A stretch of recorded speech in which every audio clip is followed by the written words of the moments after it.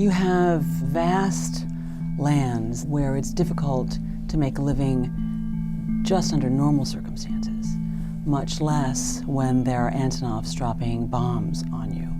And there's a kind of unbelievable level of human suffering. There, in this beautiful but sad place, you meet a soul like Ryan Boyette, a man who is willing to risk his own life so that when people suffer, when they die, they won't die in darkness. This is a part of the world that is often forgotten. And Ryan Boyette gives us hope for the future of humanity, because these are the kind of people who will ensure the survival of all of us. You just heard a video from 2014 when our guest, Ryan Boyette, was an honoree with the organization Human Rights First. Ryan Boyette and his wife, Jazira are co-founders of To Move Mountains. To Move Mountains is an organization made up of a team of talented, dedicated teachers and workers focused on providing quality education to the people living in the Nuba Mountains region. Welcome to the Crazy Amazing Humans podcast, where we highlight everyday humans doing crazy amazing things to make the world a better place. I'm Katrina Carlson. And I'm Jefferson Denham. There's just so much to get to. So Ryan Boyette, welcome to the Crazy Amazing Humans podcast. Thank you so much. I'm so glad to be here. We're so glad you're here. So, okay, the Nuba Mountains in Sudan is quite a ways away, and it's quite a ways away from where you grew up, yeah? Yeah, I grew up in a small little island in Florida on the Gulf Coast. So yeah, it is quite a ways away. So can you tell us the story of how you ended up in Africa? Yeah, sure. So as I grew up in Florida, I grew up in a church there, and I started going on some short-term mission trips to different countries. Like I lived with Aborigines in Australia, and then I went to Haiti, and I just started to get a heart for this kind of work and for helping people who might not be in a great situation around the world. But I started to go a little bit away from that in my college years. I wanted to actually follow in my father's footsteps, and I wanted to be an FBI agent or a police officer or something like that. And so as I applied to the FBI and US Customs and other agencies, I was waiting to get the job. But then my sister sent me this article in a magazine, and it was a really difficult article to read because it was something that I had never heard about before. It was about a 20-year civil war in Sudan. And I was like, what? I had just graduated college. I'm like, how is this even possible that I'm a college graduate and I've never heard of this war that's taken the lives of millions of people? So I started doing research, and I felt like a strong calling on my life to go to Sudan. I didn't know how I was going to get there. I didn't know anyone who worked there.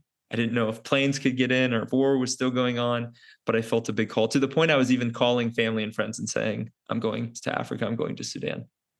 And after that, I learned about Samaritan's Purse, which was the organization that I started with. As I approached Samaritan's Purse, I said I would like to go to Sudan. They said, well, do you want to work for us? And I said, sure, I'll work for you. And they're like, well, you have to apply and you have to interview and see if you actually get the job. And I said, okay, I can do that. You mean you didn't just go, ta-da, here I am, give me a job? Yeah, that's pretty much what I did. And they didn't accept that right away. So I thought that would be enough.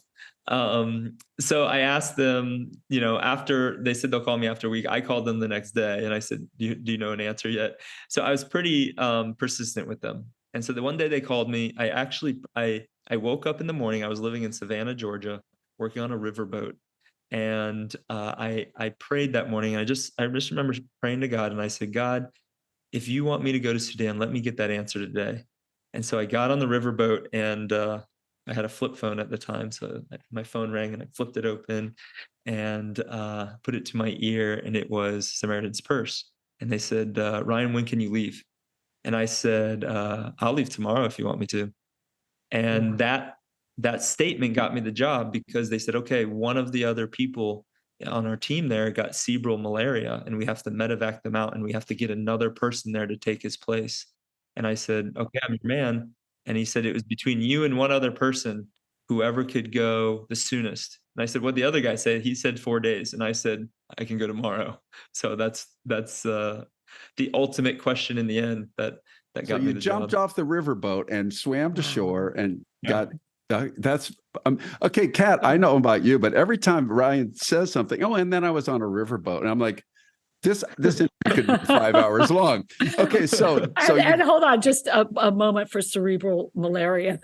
Like, right? I've heard of malaria, but that just cerebral malaria sounds even worse. So, Oh yeah, it's horrible. like, come on, you're the next person to get. That's what I was thinking, Katrina. I thought, oh yeah, this guy got totally sick and had to leave. So why don't you step up and you get sick too? It did not faze Ryan at all. So Ryan, okay. So now you've arrived in Africa. How did expectations match up with reality? And what were maybe some of the first things that you decided you had to do? Well, that's a great question, because I remember for one thing, I didn't know what to expect, because at that time Samaritan's Purse didn't have orientation. Now they've changed a lot of things. They have all this orientation. So within 4 days of that, and they kind of had to get me there urgently because it was their policy not to have one person there by themselves at a compound. So there was one person remaining. So when I had that call, within 4 days, I was on the plane, an old DC-3 World War II airplane, landing on a dirt runway in the middle of the Nuba Mountains in Sudan. And I'm like, is there like still, like, I don't even know, like, is there still war going on right now? Is there like, and as we're flying over, there's nothing, there's absolutely no infrastructure, only mud huts, and you can see grass roofs speckled on the mountaintops. And as the plane lands, all this red dust is kicking up, and it's a tail dragger. So the tail's dragging and the doors swing open, and I'm like, oh boy, here we go. And the heat hits me. It's like 100, and I think it was like 115 degrees that day. And I'm like, and I'm from Florida, so I know heat.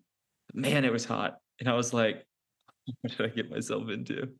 And sure enough, I came out, and it was a beautiful place, very dry and arid. It was dry season, and the people were so loving and so caring, and just amazing. No English. There was no English, no electricity, no paved roads, no running water, because of years and years of war.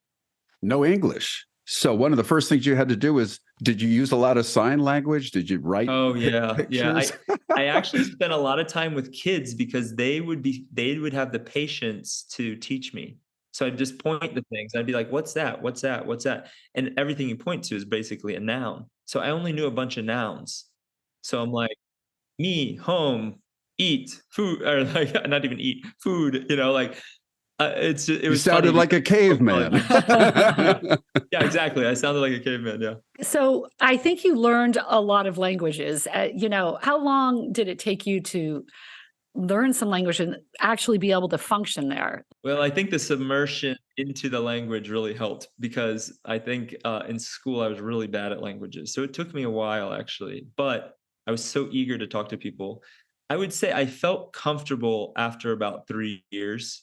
I felt much more, I would speak confidently, even though I wasn't very good at the beginning. I would just be totally confident and just say things that didn't make sense, and people just look at me really funny. The great thing is I learned from the work. So I'd work alongside people, and we do hard work. When I first got there, we did a farming project, and then we did a grinding mill project, so people didn't have to grind sorghum, the grain there between two rocks. And as I would do those things with people, then I'd be like, oh, what's that? How do you say this? And that would be how I'd learn the language. So I think you also had a certain housing situation and then changed your housing situation not long after you got there. Can you tell us a little bit about that? Sure. So when I first got there, Samaritan's first had a compound. Now, granted, you can't get anything in the Nuba Mountains at that time. Things have changed a little bit, but there's no cement and everything. So I was living at a compound of Samaritan's Purse, which is just locally made buildings.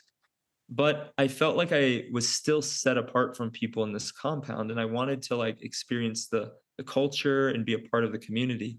So I decided to move to a village on a plateau near Samaritan's Purse. So as I was about to sign my second contract with Samaritan's Purse, I told them, I'll sign again, but I want to live on my own in a community. And so they allowed me to live on this plateau that wasn't too far away, but it was isolated enough to where I really became part of the community, and that's where I live now. And so the village is called Kujer, and as I live here, people come and go in my house as if I'm just like everyone else in the village. A lot of visiting, right, at night?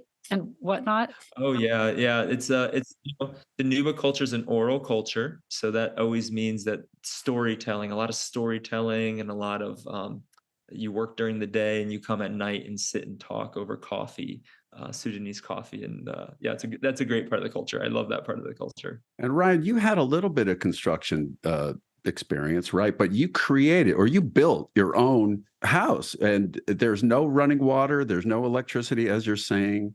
And I believe you were the only white person in the village. Is that correct? Yeah, that's correct. I was the only foreigner in the village, the only white man in the village, and really not that many in all of Nuba. So, I built my own houses of rock and grass and mud, and I lived like that for 6 years in that house. And yeah, and in the village, I would be involved with farming with people, learning a lot of things. What might be a typical day for you in that period? A typical day would be, waking up really early, usually 5 o'clock, and getting up when the rooster crows, literally waking up and having tea, and then going to work. So I did many projects when I was with Samaritans first. We rebuilt churches that were destroyed during the war. We rebuilt some schools. We had feeding programs. We had a grinding mill program. So many different programs, reforestation. And so I'd be a part of those programs. So as soon as I'd wake up, have my tea, then I'd usually move out of the house if there was something in the community I'd do, or I'd get in a vehicle and go to one of the farther communities where some of the other projects were, and be there most of the day, sometimes constructing some things, and then come back after a very long day. A lot of the times the days also dealt with digging yourself out of the mud, fixing a flat tire on the road, maybe walking because you forgot to put the parts for the flat tire in the car. So there was a lot of changes through the day. So a lot of hard work. And then you said in the evening, Katrina and I heard in another interview you did that it was all community, and there was like during a full moon, for example, there was like some sort of ritual or festival. Oh yeah. So the full moon dancing was kind of the entertainment for, I guess, the month, because it only comes certain times of the month. So the full moon will come out, and all the young people, and I say young people, that could be really young up to about even 30 years old, and they all come out and they dance, and they have this traditional dance where the girls line up in one line and the boys line up in another line. And the guys try to fight for the middle spot, and then the girls will walk up with a friend or two or three friends, and they'll point to the guy they want to dance with their toe, and they'll kind of like be kind of coy, and then the guys act all like boastful, like, oh yeah, she picked me. And so, we're not much different. It's pretty similar. Yeah, my wife pointed to me with her toe, and that's how we got married. And so you run out, and then you get ready to dance, and the girls like start singing, and they're in a line. There might be like 30 to even sometimes even 100, and they're all singing kind of these kind of really cool kind of chants and stomping their feet. And then the boys come up with these a kosh around their leg, which is like these palm branches that are woven to have these like hollow sections, and within those hollow sections there's little rocks. So every time then they're wrapped around your leg. So every time you stomp your foot, it makes this like, and when you have like 100 guys doing that, it is incredible. And it's like the moonlight and the dust and the girls singing. It was surreal the first time I saw it. And I thought I was a good dancer, but after the first time they saw me dancing, they did not pick me. So you said, here, let me show you. They did not pick you. Pick me. Let me show you my moves. And the first time I was like, yeah. And then after that, I was like, oh man, I need to learn some new moves. Hey, can you make that sound again? Because you cut out on that kush kush thing. I didn't hear it. Yeah. So the kush kush, when you're stomping, it goes, and it just like this rattling sound, like 100 men doing that at a time while the girls are singing. It's incredible. Amazing. Now, so many different things that you experienced. I would imagine that you had some big realizations when you got to that completely different culture and really immersed yourself. What kind of aha moment did you perhaps have that made you realize something about, let's say, like our common humanity? I remember sitting in this woman's house, and we started eating a meal. And there was a moment where, and it happens, all the time in Nuba, but I just saw everyone, kind of the whole family coming around, sitting at this meal, and the way they eat is they all kind of take their hand into one bowl and we all eat together. But I just saw it as this wholesome moment where we all kind of sat together and eat our food. I thought of like, this is what I do at home with my family, sitting at a table together and eating with them. And I just realized we're not much different. Yes, people here deal with so much with war and hard work, but the things they want are pretty much the same. They just want happiness. They want the best for their kids. They want to love, and that to me was kind of that moment. I think soon after that, I had been in Nuba by that time, I think about 3 years, and I just knew another kind of aha moment was this time when I just knew I was going to be there forever, and in Nuba forever. So when I remember waking up one morning, and again, I was praying about it, and it was just like, this is your home. And so ever since then, I've been here since 2003. Wow. And so another thing that kind of cemented this area as your home, a lovely thing happened to you while you were in Sudan. That's right. You met your lovely wife, Jazira Awad. She pointed her toe and you said, okay, I'll dance with you. Can you tell us that story? Sure. Yeah. So I had been in Nuba for a couple years now, and I think about 5 years at that time. And so my parents came for a visit, and they wanted to do, and they're like, what could we do? We want to help and do something fun for the community. And I said, well, what if we do like a marriage conference? They'd never done anything like that. And also I kind of thought it'd be fun that my parents have no cultural context and they would do a marriage conference and have to deal with questions that they have no idea about. So I kind of did it also thinking it would be kind of funny. So they came, and there's 2 churches in our community. And so I took all the men and put them in one church and all the women and put them in the other. I even like put my head in. I was like, are there any like little boys here that women are holding? Like, get them out of here, get them out. We want all the women to, because it's really fun for the women because they never get to mix together. So my dad took all the men, my mom took all the women, and they had such a fun time. My parents were not expecting all of that, but my mom needed a translator. And I wanted a translator that knew the tribal language. And so I was searching, I was asking friends, I was like, I need a woman that knows the tribal language here. And so my friends, Nuba friend said, oh, you should, I'll send someone to you. So I was at the Samaritan's first compound one day, and this woman walked up, and she said, by that time, I was a little cocky, I know the language a little bit. I almost like, there's 56 tribes in Nuba, and I could like tell the way someone looked, like, oh, they're probably from this tribe. So then she came, and she's pretty tall. In the tribe I live in, most of them are pretty short, and it's just because of genetics. And so I went to her and I said, yeah, how can I help you? And she said, oh, I'm here to do the position of translation for your mother. And I said, oh no, I'm looking for a Toro translator. She said, I am a Toro. I said, I don't think you're a Toro. You're not a Toro tribe. You're tall. You're very tall. And I was like, maybe you're from Kualip or something. And she's like a little Let me mansplain what Yeah. tribe you're from. So that was a good first impression for me. Like, way to go, Ryan, But finally, when I realized that she was from the right tribe and I was embarrassed, she came and translated for my mom at the marriage conference, and they had a great time. And that's when I got to know Jazira. And then I would go and visit her, and we got to know each other a lot more for a couple of years until I asked her to marry me in the Nuba Mountains at her home. You had to pay a dowry, right? And you had to meet her family and get their approval too. Is that correct? Yes, it was a very long process. So my father had to come out. Oh, first I asked Jazira, and she agreed. Then I had to go to her father, and then he agreed. I was nervous about all of this. And then he had to go and then talk to the rest of the family. Then they called me, then they wanted to meet my dad. So my dad came out. He met with him. My dad did excellent. I was a little nervous he was going to like mess something up culturally. Like we all do. Like we all do. But he actually did really, really good. He did really good. And so then that process went through. Then I had to pay dowry. So then they went to the dowry negotiations, and which involved like cows and goats and money and coffee and the sugar and different kind of things.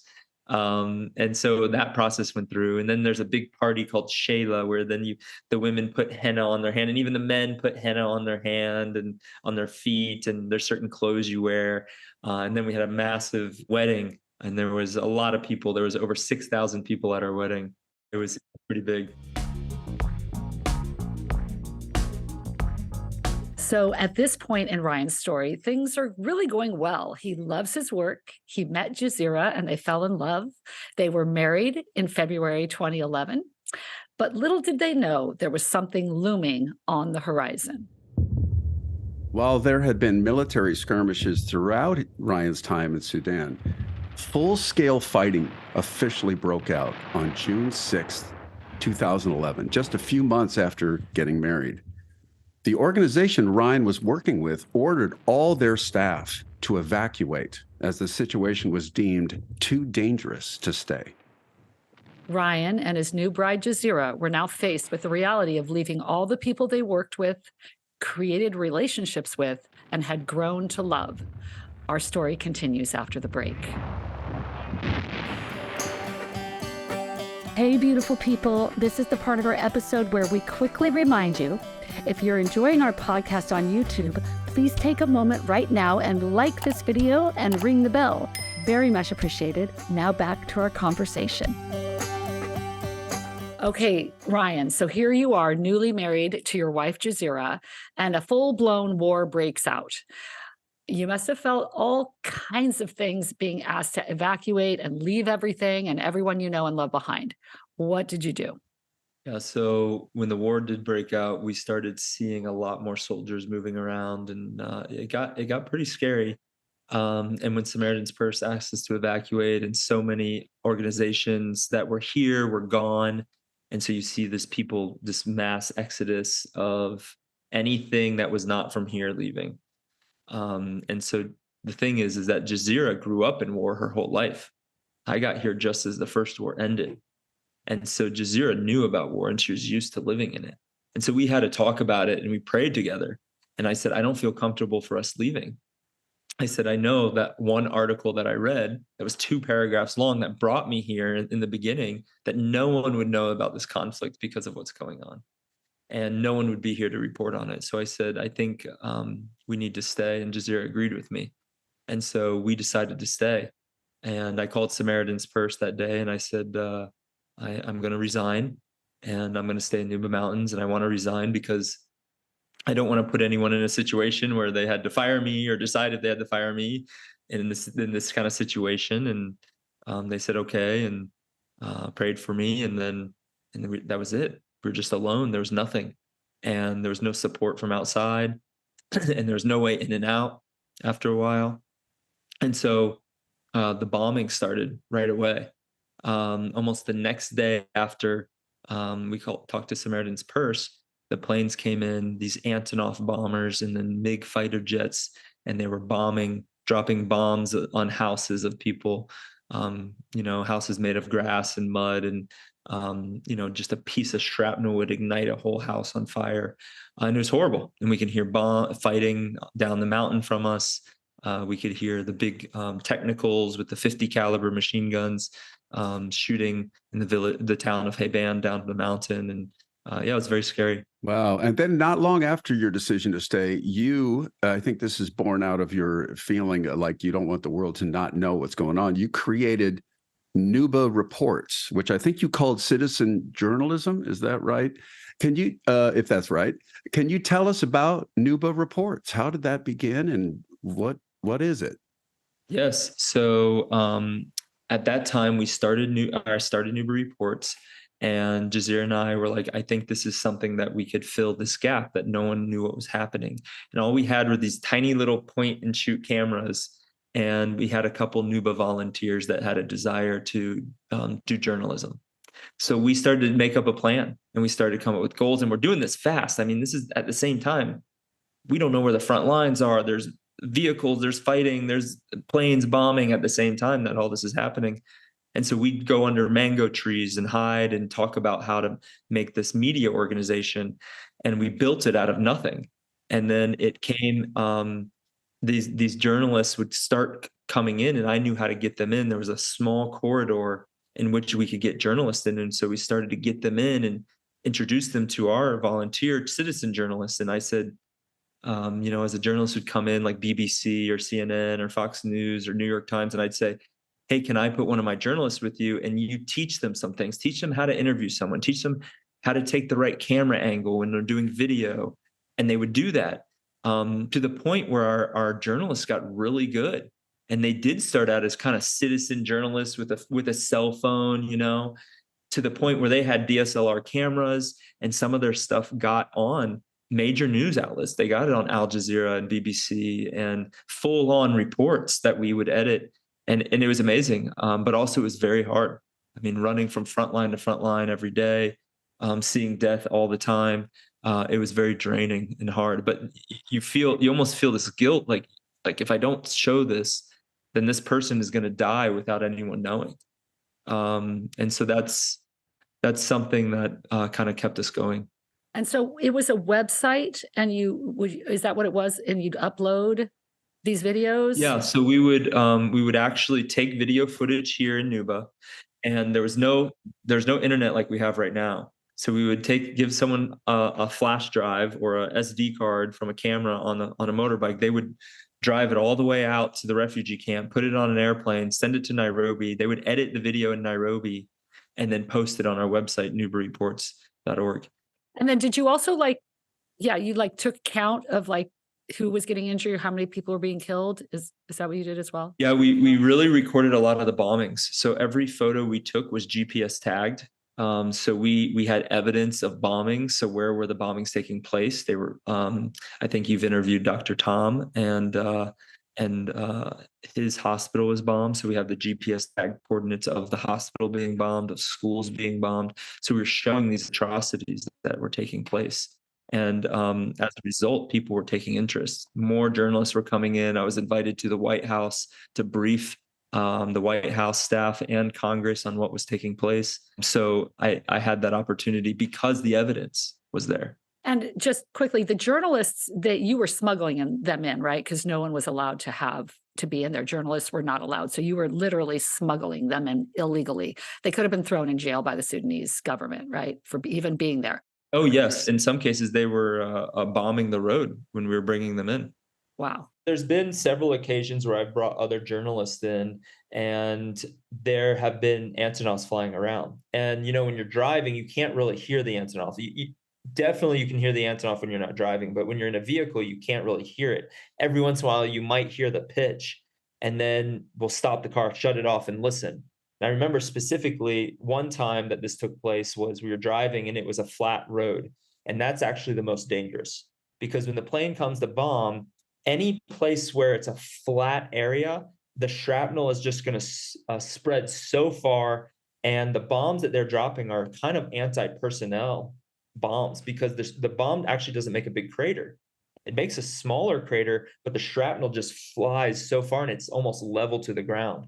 So when we were driving, I remember hearing this plane and hearing the pitch. I was like, hey, I think I hear a plane. I cut it off. And sure enough, that very minute, the plane had released bombs near us. So it was coming to bomb our car. And we could hear the bombs falling through the air again. And we just ran to the hole because we weren't really sure how close it was.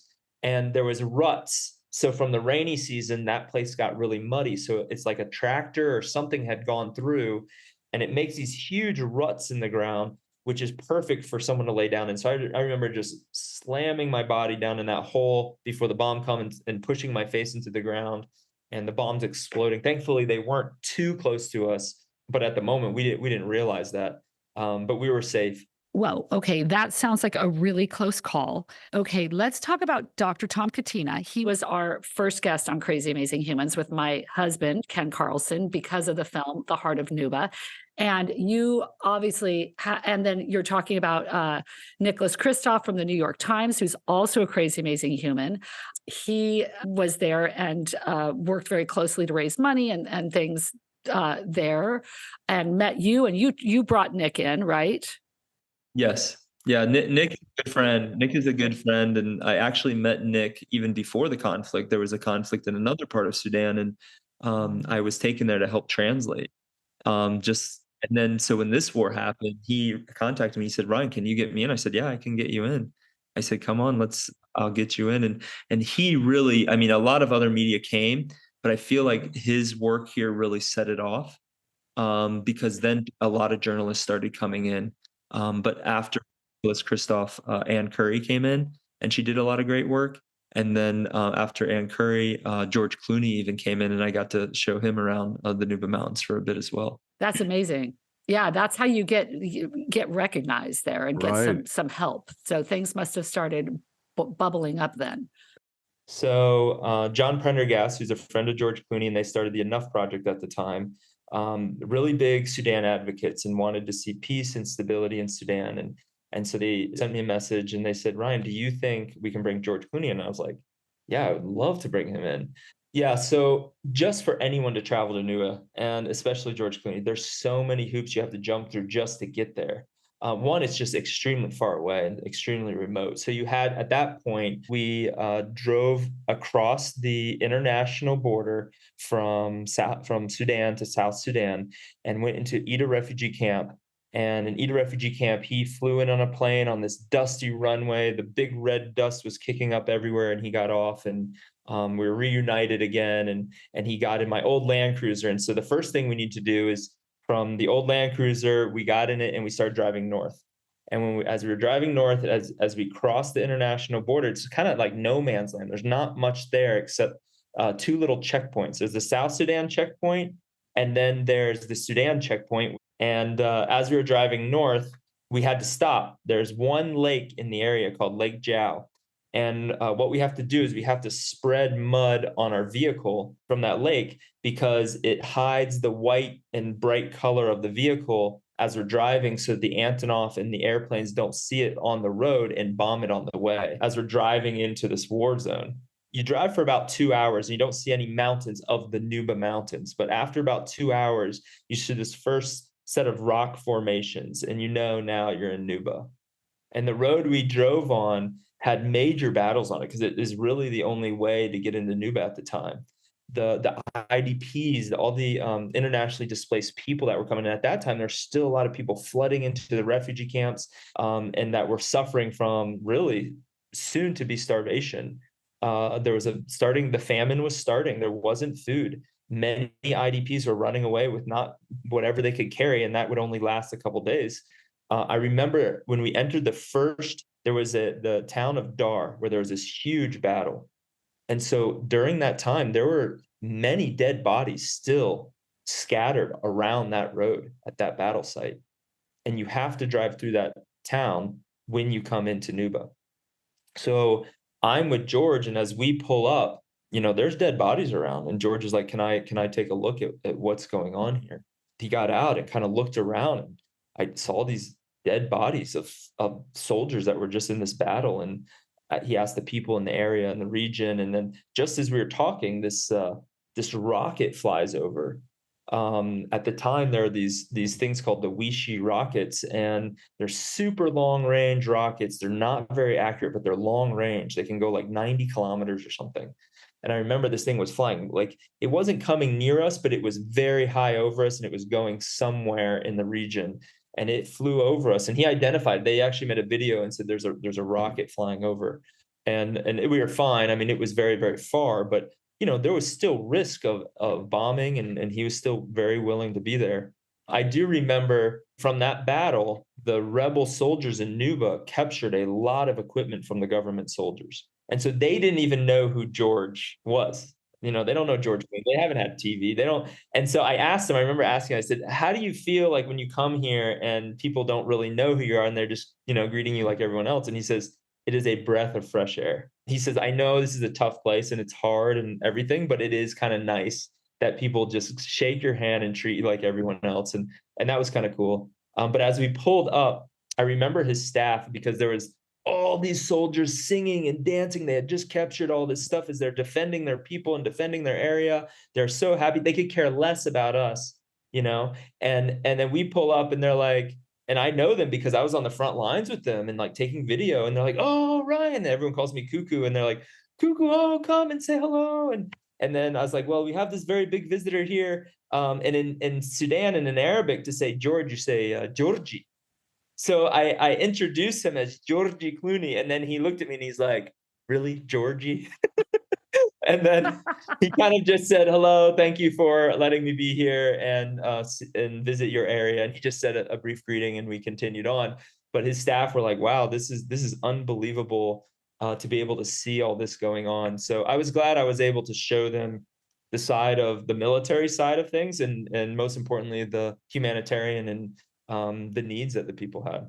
So after George Clooney's trip, I think he was so taken by everything that he saw that he made a plan to go back and do a protest in front of the Sudan Embassy in Washington, D.C.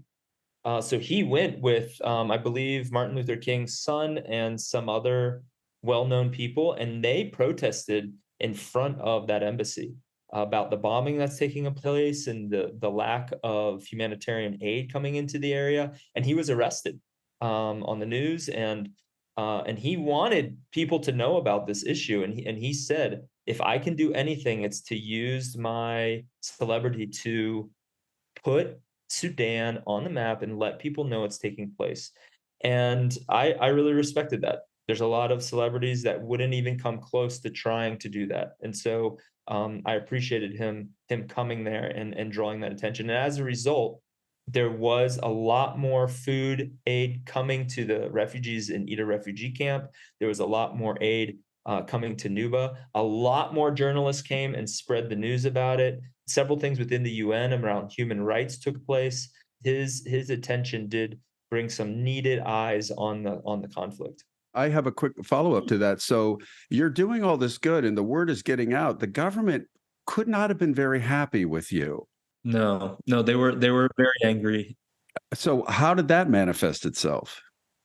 So we had these ebbs and flows of just getting these journalists in, and I would just be running all the time. And like you said, the word was getting out. And we were excited, but at the same time, the word was getting out to the Sudan government that there was this team of journalists. And so they started to target us. And at first the targeting was, they even called at one point, they called a press conference in Khartoum and said there was the CIA agent in the middle of the Nuba Mountains, and the Nuba people gave him a wife, and they said all these things about me. And that's you. You're the spy. They're saying. Yeah, that's apparently when you do journalism and tell the facts of what's taking place, that's what you are. So they ended up trying to discredit our work, and that's what I thought they were trying to do. I just thought they were just trying to discredit our work. I said, no problem. We had the evidence. We had the GPS tag photos. About 2 weeks went on after they did that news article on on television, on their Khartoum newspapers. And then I was at home with two of our journalists, and Jazira, my wife, was here. And all of a sudden we heard an Antinov. The Antinov makes it sound wow, wow, wow. And you hear it. It's like, every person knows it here, and every time you hear it, you hate it because you know that it's coming to bomb. There's no other work that an Antinov would be doing except bombing. So there was one day we were sitting at our home, and by that time I'd have been by many bombings, but this is the first time it kind of came over our area. And so as it was coming, it was a cloudy day, and I live on a plateau, and the clouds were low, so I could hear the plane that it was pretty close, but I couldn't see it.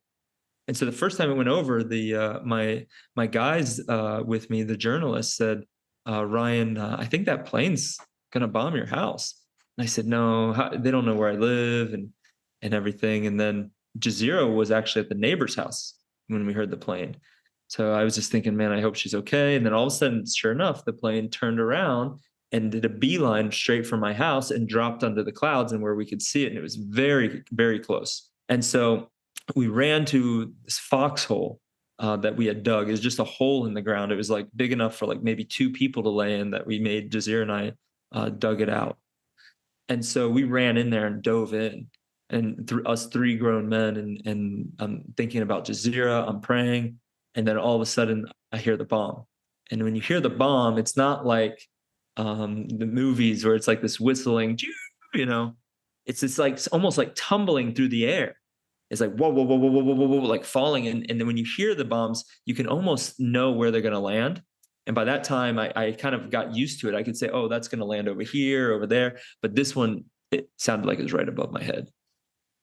And I said, oh God, I said, God, if you still have a purpose for me, please let this thing not fall in this hole. And so it landed about 30 meters away from us. And the shrapnel came out, and it actually, a lot of shrapnel was taken in by this old building, this old rock home that was there that no one was living in anymore. And it took a lot of the shrapnel, and then the rest went over our heads. A few pieces pierced the metal roof on my house. At that time, I had made a little bit better house with a metal roof, and the shrapnel went through it. And then the second bomb fell on the other side of my house on a hill, so the shrapnel shot outward. And then the third bomb landed where Jazira was, and she was at the neighbor's house, and they didn't have a bomb shelter. And so when the third bomb came, she was laying behind a big granite rock. And if that bomb landed a little bit to the east, it would have been on the other side of that rock, but it didn't. And so the bomb fell, and all the shrapnel ricocheted off the rock. My wife was 7 months pregnant with our son at the time. And a lot of women have a miscarriage when the bomb lands so close to him, but Jazira did not.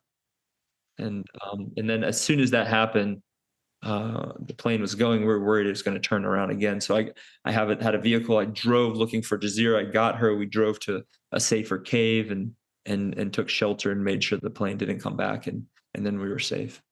Whoa. That must have been impactful. I was on the edge of my seat with this because Yeah, I could totally picture this, right, yeah. Kat? We could just picture. No, I can't imagine. I think that would be Wow. something that And stays then with you. right. And then so finally, after war was going on and you've done the Nuba Reports and you survived, then 2018 rolls around, and which was kind of a very event. I'm sure all these years are eventful for you, but it was an eventful year. The fighting in the country actually halted, and you started To Move Mountains, this organization. Can you talk about these two big events for you? So a few things happened. So we reported on the war I lived in the war zone for 8 years. And then, but it was never, the media was never really the heart of what I always wanted to do. I saw it as a necessity at the time. And when we trained up the Sudanese, and the Sudanese staff were doing such a great job, we even had guys in Khartoum, in the capital, and other parts of Sudan. We grew, and they were doing amazing. So we handed everything to them. They even started their own Arabic side of the work, and it was amazing. They were doing amazing. So there was no need for me again. So we handed everything over to them, and they did an excellent job. So Jazira and I always had a heart to do education.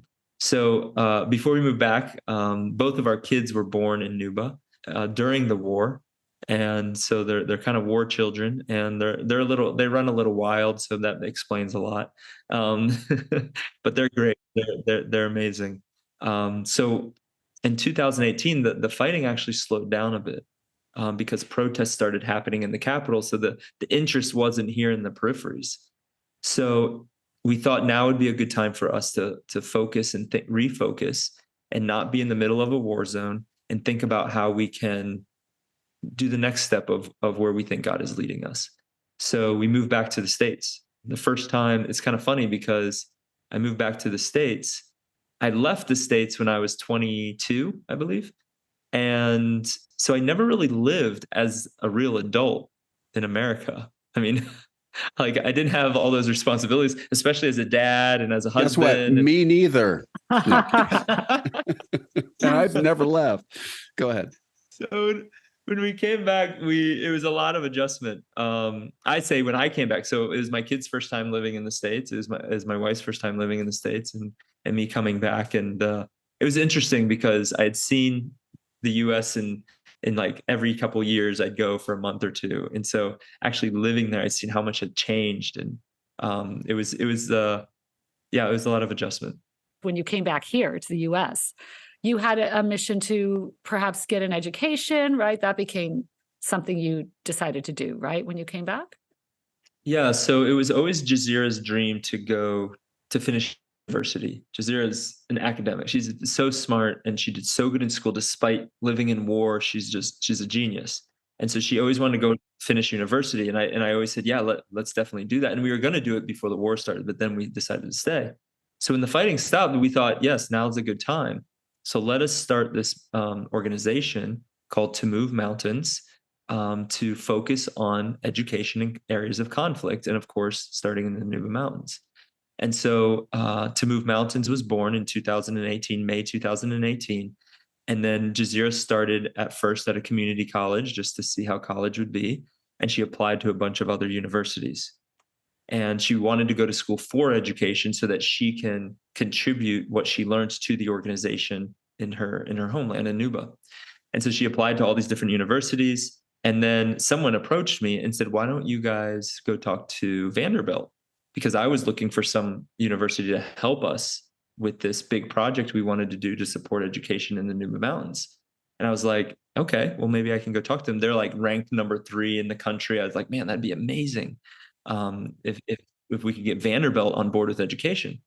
So I went and I met with them. I met with some faculty there, and they were excited. They're like, wait, what is this story? And who is your wife? And can we meet her? And I said, yeah. And so I brought Jazira at the next meeting, and we went to go meet them in Nashville, and they were excited. They're like, wow, this is amazing. They're like, yes, can you apply? And they're like, also, the best way we can help you, Ryan, is you go back to school and you go here. And Jazira's here, and both of you are here. And I'm like, I went to school in Florida. I don't think I can get in Vanderbilt. What are you saying about the Florida school system there, brother? I went through the Florida school system.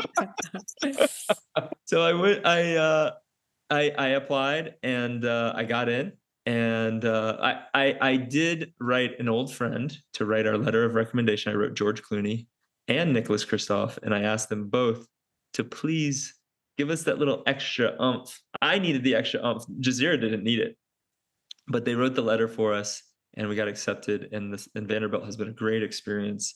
And we both, I finished my master's degree in international education management and policy. And then Jazira finished her bachelor's degree in education studies. So we were 5 years in the US. That's phenomenal. Okay, now that you've finished your degrees, wow. And now you have a decision to make to move back to Sudan. You guys go back. Tell us a little bit about that decision, and also where you are now and what your hopes and dreams are for To Move Mountains. Sure. So while we were in the US, we were also starting a brand new organization for To Move Mountains, and I was making many trips to Sudan. So it was always our plan to move back here. And so as Jazira, almost 2 weeks after Jazira graduated from university, we moved back. So we were really excited to be back here with our family and with my kids, and to see Jazira's family and be reunited with them was a great reunion. But over that time, while we were in school, we were also supporting the education of our future teachers. So we had sent 25 of the brightest students in Nuba to Uganda, away from fighting, away from bombing, to really good schools, to get a good education. When they finished that, we then trained them to be teachers who are now our teachers in our school. And we started a school in the Nuba Mountains called Mustard Seed Primary School. And it's from the verse in the Bible about if you have faith like a mustard seed, you can move mountains. So you like that little, Love you it. guys like that. Love it. I like it. You have a career in advertising if this education thing doesn't work out. Yeah, that's right. I like that. That's good. That's good. So we started a school. Our teachers who we trained are teaching in that school. Jazira is teaching in the school as well. Our kids go to the school with 700 other kids from the community. It's a massive school. There's such a need, such a desire, but it's not just one school. We're also working with the local leaders of education here to build an entirely new curriculum that's based on their needs, on their culture, that'll help them to learn in ways that the kids here will know. And it's really exciting. So it's a school where all of these new things are going to happen. New innovative teaching methods, teacher training is going to take place there, a new curriculum, fun projects that the education they get will then turn into development in their community, and the kids will be leading that. So that's how we're doing it now. And we're constructing the school. We got our first classrooms almost done, our first 4 classrooms, and it's going really well. You've had such a tremendous positive effect on this community. Can you just talk about a few examples of what you've seen, how it's changed the community, how the community, opened their arms to what you're doing? Because this is really the crux of you're being a crazy, amazing human to be there. And now you've created this because of that leap of faith you took to go to Africa. And now you're here educating 700 children. Wow. Just tell us a few things just to inspire our audience. We're already inspired, but even more so. Well, it's knowing all of the preparation work to make this school happen, training the teachers for going to school for 5 years, and then seeing them. Here's a great story that will kind of sum it up. There's one of our teachers, her name is Chamu, and she's from this village. A lot of the teachers are from all over, but she's actually from this village. And I remember her when she was a little girl going to the same school when it was just run by the community. And she is one of our teachers that we sent to school, and watching her grow and watching her family have so much hope for her to go when she was young to go to high school in Uganda, and the tears that they shed that they know they wouldn't be able to talk to her for 6 years. And then we bring her back, and now she is changing her community by teaching first grade at our school. And seeing how she is not standing in front of the classroom like all the classrooms in Nuba with a stick, demanding that kids answer questions, but instead she has deep relationships with them, like all of our other students do. And seeing the students answer in excitement so that their teacher will be pleased with them, that they know the answer. It's a very different setting than what other schools may look like. And we hope that so many other schools can look like this too. And the students in the school, I mean, seeing the students, the games they play now, we're really big with our teachers about building relationships with the students, and seeing them have that closeness with their teachers, seeing them joke with their teachers and laugh with them and have fun and play, and learn through all that play, is so exciting. That these children who are born in war can still laugh and have fun and learn and change the world. I want to go there. Yeah, that's incredible, Ryan. Wow. So our producer, Ken Carlson, knew you before Jefferson and I knew you. And I've been hearing about you for years from Ken. So I wanted to bring him in because he's right here. He wants to say hi. Hey, Ken. Hey, buddy. It's so good to see you. It's great to see you. I just want to add context to all of this. The Nuba Reports gave me drive to go to Nuba and to create the film, to make the film, The Heart of Nuba, because I went on several times a day, and I watched that ticker to see how many bombs were dropped on civilians, on the targets, civilian targets. And I knew somebody out there cared. I knew somebody out there was doing something. And then I read the articles. That's how I kept up to speed. Dr. Tom Catena was so, ensconced in what he was doing. It was hard to get and hard to communicate via the network that they had back then, the Wi-Fi. So you guys literally were my lifeline. And it gave me, it inspired me to go over, because I knew somebody out there cared and was providing hope for others and was a pesky fly in Bashir's life. And that was, back then, my goodness, that was courageous. And when you talk about bombs, raining around you, dropping near you, guys, people listening to this, our audience, I'm telling you right now, it's harrowing. It happened to me, but not like Ryan. That was a close call. I was held at gunpoint. I had bombs from Antinov's drop nearby, as in a quarter of a mile, big whoop compared to what Ryan went through. And I left. I got a story. I left, and I edited that story in the confines and the comforts of my home and my editing bay. You, Ryan, stayed. Not only have you stayed, you have made a huge difference and brought education to that part of the world. It's an honor to talk to you, and I'm kind of flabbergasted that we have you on. I know how hard it is to communicate with you. 10 hours difference. but I'm humbled by everything you've done. And I'm so proud to call you a friend and know that you are out there still doing this. Where I'm here and moved on to other things, you are there making a huge difference in a part of the world that needs love. And you've provided that. So kudos to you. Oh, thank you, Ken. That means so much to me coming from you. I really do appreciate that, and I love that you could come out and make that movie that's so deserving, that Tom needed to, the world needs to know what he's doing, and that's why we do this, right? That's why we have these video cameras and we tell these stories, and how important, and have podcasts and tell these stories, and hopefully through these stories people's lives are changed. And thank you so much for that word. Dude, you're a stud. And by the way, footage in the Heart of Nuba came from the Nuba Reports. Some of the cub, if you will, the cub reporters that you were training up happened to be there during the bombing of the hospital. And we utilized that footage. And thank you for allowing us to do this. But it takes great courage, folks, to do what he's doing. And I am in awe of that. And so one real quick question, I can't help, we have 3 children, and I can't imagine what it would be like to live in the United States with Game Boys or Xboxes and Slurpees and streaming TV. What was it like for your children? I know they're wild. You mentioned that. What was it like to go back into that culture and say, let's unplug, or whatever? I'm really curious what that was like and what it is like. Yeah, no, I would say both ends. So my son was 5 and my daughter was 2 when we moved back to the States. So getting them used to like not being able to just run to the neighbor's house and go in their house, like that happened a few times, which is funny.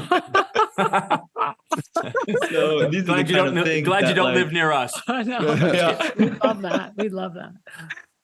Wow. So things like that, the kids had to get used to, and they had a lot of fun learning that. And I think, and then they did get used to life in the US, the Nintendos and all those things, and going to restaurants and different kinds of candies and sweets. And then coming here, I would say my daughter has a harder time with it. She's like little Miss Priss, and she loves the nice things in life. But she also has been having fun learning like how to make coffee, and she likes helping her mom cook certain food here that's kind of fun for her to cook. And my son is just he's a little Nuba boy now already. I mean, he just got in it, man. I mean, he was in it, and he's just like milking cows and riding cows and asking to go with people on long walks to go get water. And so it's been a lot of fun to see that transition. I feel like they transitioned a little bit better than myself. I feel like I have been like, man, I really miss Nashville hot chicken. That's I can see that. Yeah, that's understandable. That just all sounds amazing. Maybe you can approach them to be a sponsor for you, and they'll just send you shipments. Yeah, and then they'll send me some. Yeah, right. I wanted to also mention the education that you're providing, dude. That's exactly what needs to happen there, and I'm so proud that you're doing that. I remember being there in one of the small schools outside of the hospital. I think it was called Kugli, or it was a primary school, and the kids just sat under trees and were educated that way. And there was a group of kids outside of this fenced in area, and they could not somehow, some way come up with, I think it was $10 a year to enroll in that school. And I just remember seeing them on the outside. And that struck me, like these kids will not be educated, whatever that and they education want to be. is. They're like trying to and they want to be, and they're staring, trying to get any nuggets of education. So you have brought those kids inside and brought them into the fold, and for that, there's a special place in heaven. Right. And Ryan, it's something that you said earlier in our conversation, how parents are common humanity. Parents want the best for their children. And I can't think of a better gift that you can be giving to those folks there. So what is with that in mind, what's the best way for our Crazy Amazing Humans audience to, see what you're up to, keep up with what you're doing, support your efforts? Sure. So our website is tomovemountains.org. And that gives a lot of updates. It'll let you know if people want to support, how they can do that, the different programs we have going on. Following us on social media is a big help, because if people share our stuff and see it and like it, you'd be surprised how many people connect with us through that, and not just through financial giving. Like, we've had people connect with us that are teachers that have contributed to our teacher training. So there's a lot of ways in which people can be involved. Our social media is at To Move MTNS. And we have a lot of fun videos up there that have gone up recently. So it'd be fun to check it out. We definitely will. And we really encourage everyone listening right now to do that. Ryan Boyette, I mean, we are beyond inspired to hear your story. All the things you're doing with To Move Mountains that are just, changing the world, honestly, one child at a time. And that's the way it has to be done. So you, sir, are indeed crazy amazing. I want you to feel, I want you to feel something crazy, crazy amazing. Okay, so that's our show. What can I say? A huge thank you to Ryan Boyette for joining us today from Africa and showing us how he, Jazira, and the entire To Move Mountains team are making a huge difference for the people in the Nuba region of Sudan. So if you've enjoyed today's episode and you think it would be meaningful and helpful to someone you know, please be a crazy, amazing human and let them know about us. Yes, please. Remember to make sure and subscribe to the Crazy Amazing Humans podcast, wherever you get your podcasts. We've also filmed the podcasts, so you can check us out on the Crazy Amazing Humans YouTube channel. And while you're there, please make sure and leave comments, because we always love to hear what you have to say. That's right, Jefferson. And most of all, we want to make sure to thank you for being with us today. Thank you for listening and for remembering that every little kindness has the potential to create crazy, amazing human experiences, one person at a time. Right. Always great to be reminded of that. As always, this week, we want to encourage you to find one thing that you can do to extend kindness and love in the world. I'm Jefferson Denham. And I'm Katrina Carlson. Stay healthy, stay connected, and we'll see you next time right here on the Crazy Amazing Humans podcast. I want you to feel, I want you to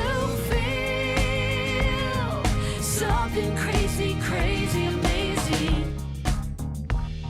If you have any questions or comments about today's episode, please make sure to write us at crazyamazinghumans@gmail.com.